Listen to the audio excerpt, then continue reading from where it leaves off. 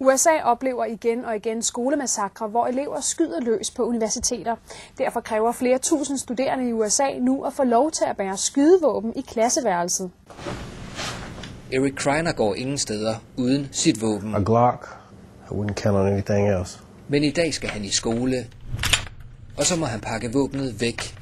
Universiteter er nemlig et af de få steder i USA, hvor man ikke må være bevæbnet. I personally feel safer when I have a firearm because I know that if something should happen, I have the tools necessary to where I perhaps can defend my life. USA har oplevet adskillige skolemassakre. Derfor vil Foreningen for skjulte våben på universiteter have gjort det lovligt at være bevæbnet under forelæsningen. That this means that I've outsourced my personal protection to somebody that may not be there when I need them to be. Foreningen SCCC har 36.000 medlemmer, men rektor i Pine Bluff er ikke et af dem. I would not feel more secure. They could harm other students in the process of trying to defend themselves. So I believe that security should be left in the hands of the professional. Eric Kreiner er ikke i tvivl om, hvad han ville gøre, hvis nogen begyndte at skyde i gangene.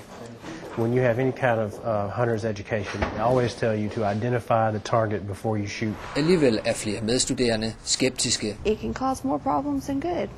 So I don't think it's a good idea. They probably won't get it out fast enough, so what's the point of having it?